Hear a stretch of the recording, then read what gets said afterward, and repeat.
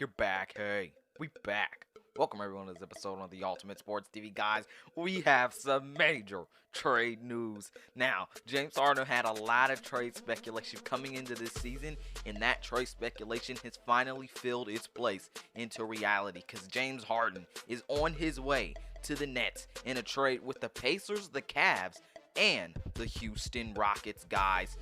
When you look at this trade, there's a lot of stuff you got to look at. You got to look at the Nets side and what they're dealing with Kyrie, and a large reason why they did this trade for James Harden, especially going back to speculation back in the offseason. You got to look at the Rockets side of things and what they were dealing with James Harden since the offseason and recently last night versus the Los Angeles Lakers and a loss there. And you also got to look at the Rockets roster. How is the Rockets roster looking like now, guys? I'm about to get into all of that stuff right after you subscribe to the Ultimate Sports TV if you have not already, because if you are not subscribed, you are missing out on a lot, because this is the hot spot. Get lots and lots of hot from the Ultimate Sports TV spot with NBA and NFL content. So go ahead, hit that subscribe button and join the 2STV squad. Then like this video for me, share this video and YouTube channel. Then give your opinion down below in the comment section what you think about this James Harden trade for all sides of this trade. The Cavs, the Pacers, the Rockets, and of course, the Nets.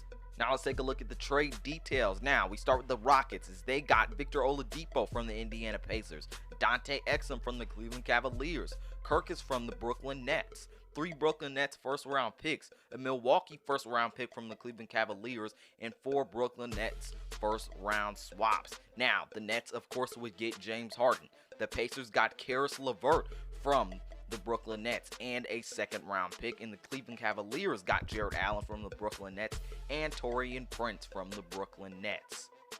Alright, the simple way to put this for the Brooklyn situation is basically, to me, they're locking up the East. With this James Harden trade, you get Kyrie back, you don't get Kyrie back with his personal reasons that he's not with the team. This team is winning the Eastern Conference. You have too much firepower. You have too much firepower with Kevin Durant, Kyrie Irving, and James Harden on your team. That's too much firepower. You have 2 of the best scorers in NBA history and one guy that is arguably the most skilled player in NBA history with scoring, handling on the offensive side of the ball. The only problem is that James Harden and Kyrie Irving don't like to play much defense, but there is too much offensive firepower and playmaking firepower on the Brooklyn Nets team right now, and I don't see how anyone in the Eastern Conference stops them right now. This team is winning the Eastern Conference, and I'm not interested in hearing anybody else's opinion. The Brooklyn Nets are a lock for the Eastern Conference, and they are going to the NBA Finals to challenge either the Clippers or the Lakers for the NBA Championship. Now, will they be able to beat the Clippers or the Lakers?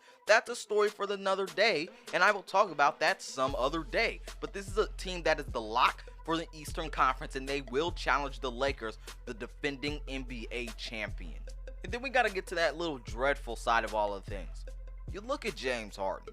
You see a guy who was not able to work out with Chris Paul or Russell Westbrook.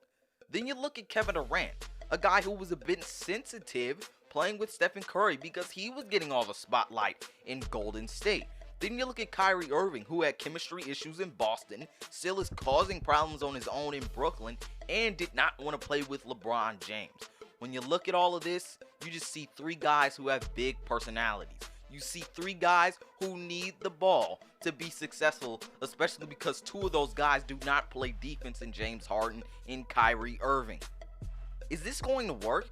There are going to be chemistry issues this time this season. There is only 1 ball. There is not 3 balls, and you cannot divide the 1 ball to 3 people. Only 1 person gets the ball at the time. There will be chemistry problems at times in this season with Kyrie Irving, James Harden, and Kevin Durant, because there's only 1 ball and only 1 person can get it at a time. And when you talk about guys like Kevin Durant, Kyrie Irving, and James Harden, who demand the ball at times, they demand the ball. You just don't see how it works. And that is the one thing standing in their way of an NBA championship. Can you guys work out your differences? Can you guys work out not having the ball? Sometimes. Can you work that stuff out with chemistry? And that is one of the only concerns I have for the Brooklyn Nets. Other than, again, can Kyrie and James Harden decide to play defense? Another role this trade could have played is about Kyrie sitting out. Is he going to be sitting out for the rest of the season? Will Kyrie not come back this season? Because out of nowhere, he's just chosen not to play. So getting James Harden here could be a reason of, hey, will Kyrie even come back this season?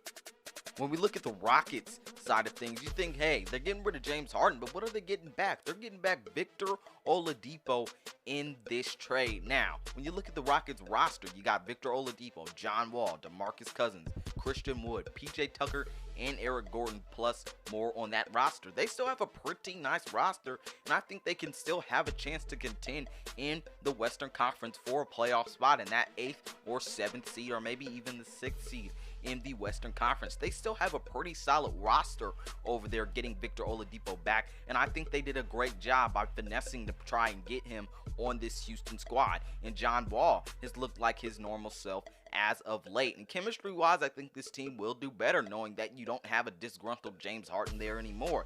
When you look at the other details of this trade, you look at the Pacers, you look at where Karis LeVert went. He went to the Pacers. He'll probably finally have a chance to show who he really is. He showed sparks of it through the last 2 or 3 years, but Karis LeVert now will finally get to show that he is the real deal. He can score at will, he can play some defense, he can shoot the ball, and he can lead a team and be the leading scorer. And then you look at the Cavs side of things, a team who also got pulled in this thing. They have a lot of bigs on that team. They've got Andre Drummond, Kevin Love, JaVale McGee, Larry Nance Jr., Thon Maker, and they add from the Brooklyn Nets Jarrett Allen in this trade. And I think they just got a steal in this trade because you give up Milwaukee's first round pick. That's not going to be much of a help, but you get a steal in this trade, getting Jarrett Allen and walking out of this trade. But the immediate winner of this trade, we all know it. It is the Brooklyn Nets. They're getting James Harden, and simply they're adding more firepower to their team. And again, they're a lock of the East. Just say the 4 words with me. Brooklyn's winning the East. And it's simple. Giannis isn't stopping them. Jason Tatum isn't stopping them. The Raptors aren't stopping them. The Sixers, who knows? They may stop them. But in my opinion, they're not stopping this much firepower on the Brooklyn Nets. We'll see if they'll win the NBA Finals. I still think that'll belong to the Lakers at the end of the season. But the Brooklyn Nets just got massively better adding James Harden to this team. Guys, that's it for me in this video, guys. Tell me what you think about this trade in the comment section below. This is Malik Hicks, aka The Ranker, host of the Ultimate Sports TV, signing off. Peace out, and I'll see you in my next one.